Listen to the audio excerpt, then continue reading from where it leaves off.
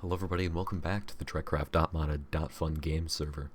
Now, before we go over the ship that I've been working on right in front of you, I just wanted to say, for some quality of life updates, I have now switched to my quiet, spare keyboard for these videos full-time here, so now you're not going to really hear the loud clickety-clack while I'm recording. Also, I'm using my pop filters, so hopefully the audio quality is just a little bit better. So I pride myself in that kind of stuff. Anyways, with that out of the way, welcome to the Aegis. Last time, I think I was talking about the name change, no longer the Victory. Wanted something just a little bit more elegant, if that would be the right word. Anyway, since then, we have completed our upgraded hull detailing on the entire top of the ship. Back here is the aft ventral section of the detailing. Most of the upgrades were just kind of adding extra detail, painting over some elements, redoing others. This area has been completely kind of revamped and upgraded in detail. This top area is also now complete. It has also the new escape pod hatch design, which is much more E-reminiscent now. If you'll remember back to our previous video, I mentioned how this ship is actually a, oh, that's a little preview of what we're going to be checking out in a little bit. It is your All Good Things era, so end of Voyager, end of TNG, and so it has kind of that look, and that was the whole reasoning behind the hull paneling. It's in between your ablative hull paneling of DS9 and the Sovereign class, and it's also in between the STO hull detailing, which is perfectly white and clean, so it's a little bit more kind of detailed to it. Over here we have the nacelle, which only also has the top hull detailing. All the rest is old or unfinished. It also has that same hull kind of paneling color to it, which is really neat. I like that there's up front here some type of element that does something. We'll have to figure out what we're going to do with it. Don't know quite yet at this point, but it'll have a purpose. Moving on, up here, this is the most recent thing I'm working on. This is the bottom of the ship hull detailing. Now it's also using a very kind of jagged geometric pattern to it, and I just have a little bit more to go. I did all of this yesterday. Took maybe about an hour to do. And that is what has been done so far on the hull. Also back here, I moved the elements here that are also on the Defiant. They glow kind of like a magenta. Moved them back. That way we could fit the upgraded shuttle bay. Now, I never really... I showed you the top part of the shuttle bay that I had done, but I did not show you the fighter bay, which we also have done. Now, before we go to the fighter bay, we're gonna check out these little ships right here. These are our I'm calling them Kestrel class fighters instead of the Peregrine class ones. Now they're modeled after the Peregrine, but they're just kind of beefed up and more angry and more ready for a fight. On the inside, you have your standard piloting seat. Now I'm gonna say I did not build this. This was done by Killer Waffles, amazing builder. He's done the Voyager, which I'm also going to be recording a video on. Back here's just some, basically, storage for things. I also imagine you could carry just a couple troops on it. That way, if you're, fighting over a planet, you can land, deploy some people, fly away. Kind of the whole point of this ship. Basically, a small carrier that launches a few things, gets away, and helps defend. So now, going in through here, we have the Hangar Bay. Now, of course, this isn't painted or detailed, and I'm sure there's going to be refinements, but this is our Kestrel class hangar. It follows the curve of the hull back here with the bulkhead, which is just behind this, going up through it follows that curve. It also follows the curve of the front of the hull here, with some really large structural beams going back and forth throughout the hangar. Up here you have your main control deck, and down there's just some more windows to look through that takes you to the bottom level of engineering. Well, a little bit below it, takes you to the antimatter, deck below the antimatter injectors. Moving along over here, there's more windows, and then you go up and there's a little bit more of a viewing platform. I want lots of kind of viewing platforms because they're fun. Back here we have 2 more Kestrel class fighter areas because I felt like 8 wasn't enough. I wanted a couple more, so we can fit 2 more back here. And maybe these are your special upgraded ones, or ones that need special modifications. They're up here. The actual repair bay, I mean, these can be used as repair bays, but your main one is right down here in the middle. This is where you take your damaged fighter and repair it and then send it back on its way, or like a specific one that's being loaded up that can't be loaded up here for some reason. Whatever, it's for any scenario. Now moving back up along here, we have our traditional shuttle bay. On the left and right here we have some Type 9 shuttles. Now these come from these are pretty much the same design as the old server ones, slightly modified. I'm planning on making fully new ones that are maybe a little bit smaller and a little bit more futuristic, because this is pushing the T9 a bit farther, kind of what we see Admiral Janeway in. And that's what's down here, more windows of course, and then here is actually, this lowers down from the main landing bay, so right here is where your Type 9s, or your shuttles land, this outer hangar. Now beforehand, I think I showed it, the hangar bay went not nearly as far back, went back to maybe about right here. And then we had 2 little landing bays that were going side to side facing port and starboard, but that really wasn't an option because it didn't really fit very well, didn't look very nice. We wanted something that was a bit more clean, and this was my solution.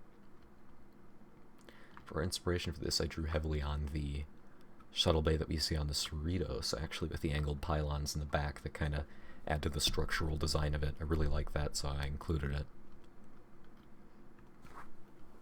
Moving on. Oopsie. I'm not used to this new filter for my microphone to filter out all the bad noise. Down here we have, this is where our cargo's going to dock. There's going to be hatches on the side that are going to are going to be able to open up and move in and out. And then through here, you're going to have a big room with structural arches and beams crossing everything, like this entire ship. And down here is going to be all your cargo. And the back here is going to be your flight lounge. This is going to be the big fighter crew lounge. Kind of a little special area. Now, moving along, let's talk about this area for a little bit.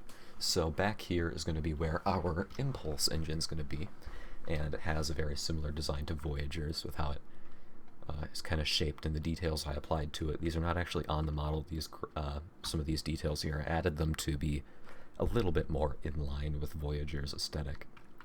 So over here I've started just barely to plan out the Falcata class receptacle points for the phaser lances on the nacelles, and this is just basically a gigantic capacitor where all the energy is going to be funneled through and contained. Maybe there'll be some side stations, I don't know. And then eventually you'll get your main forward like phasers right along in here somewhere. I'm going to probably reshape this a little bit to make it a little bit more manageable because I want to keep this airlock that is here, and I don't want really it to walk straight through the Bassard collector. And also that phaser energy can be channeled through the normal phaser strips. It's just another option. Now I have actually planned out the bridge now. The reason why you saw that beam of energy going through there is because I'm using the end portal texture, or the end gateway, for when you're in the end, finding end cities in vanilla Minecraft. So going through here, I really made sure I utilized space well on the bridge. Going down, it's very, very Defiant-esque with your consoles on the side using some of our new textures. Now this is actually before we added our insane amount of consoles, and I'm going to get to that in a moment when I'm through with the bridge and I go into our mod update segment of this video, because it's also going to showcase a little bit of that. But this is the bridge, and now, does it make sense to have windows on the top of your command center on a warship? No. Did I do it anyway? Yes, because it looks cool. Down here you have a little inset kind of like Paris console. And here's the view screen. Real trippy, I know, because it follows your vision. Kind of interesting. It just uses those end gateway blocks. Back here, I wanted to divide it up. I didn't want a very big bridge. So instead of making the full round segment the bridge, I have some of these little support beams that cross it, actually the dividing point. And that's where it separates the back section, your back kind of console, modifiable segment of your bridge behind it. That's where that's housed. Going outside of the bridge, we have a little bit of our hallway. This is going to be our hallway design. I'm really happy. This was this is the only hallway I designed for this ship. I did not design any other because I got this and I knew I couldn't get anything that was closer to the vision I wanted, because this is exactly what I wanted.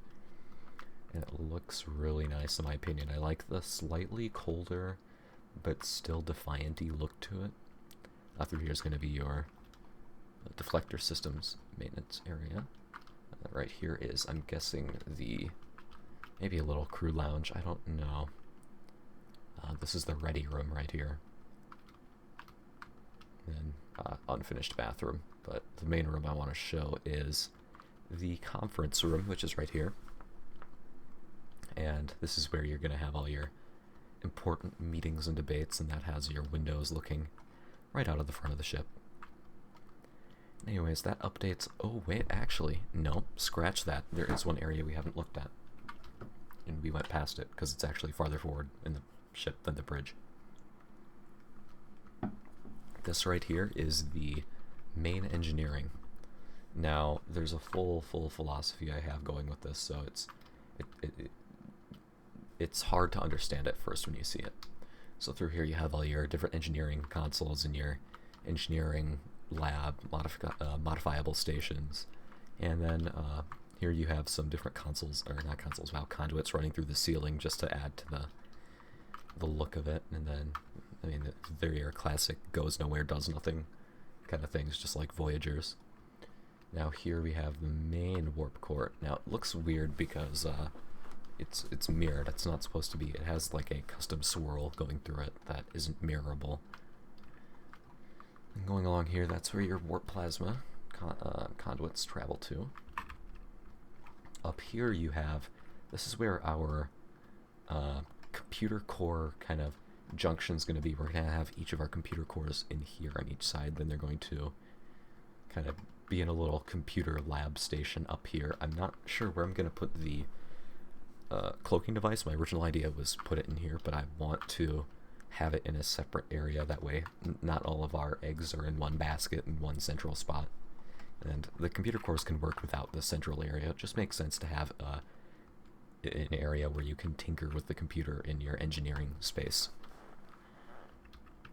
Now here are probably going to be something that ties into the cloaking device. I want somehow the warp energy, the warp power, the raw power of that to be able to benefit the cloaking device, so it'll be somehow interconnected with that. Otherwise, that is the inside of the ship. I will take you... That was my mom sneezing, if you heard that. This is also a bit more from the front of the deflector.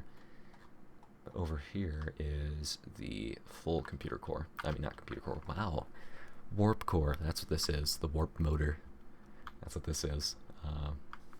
And here it is outside of the ship. It has that swirl design where it's not all one color. And yeah. Otherwise, mod update. TREKCRAFT has been going through a lot of cool new things. If we look into here, this is just a thing with, I think this is miscellaneous. Yeah, that's miscellaneous. JJ has been updated a bit. TOS has a little bit of stuff. Displays, this is where we're at. Look at all the consoles we have. It's insane. We literally have like at least 5 for every era, 10, 15 sometimes. It's beautiful. Brings a tear to my eye. Something that was sorely missed from before. And also, we have Star Wars blocks, because now we're no longer just a We are no longer just a Star Trek server or a sci-fi server. We do all kinds of different things. And yes, I'm an Among Us character. I don't know how to switch it back to normal, so I'm just Among Us forever. But that's really what's happened lately with the Aegis. Hopefully soon there will also be a video going out on Voyager, but I want to get some more information from Killer Waffles, the lead on it, first. Maybe get a little bit of his thoughts on his design process.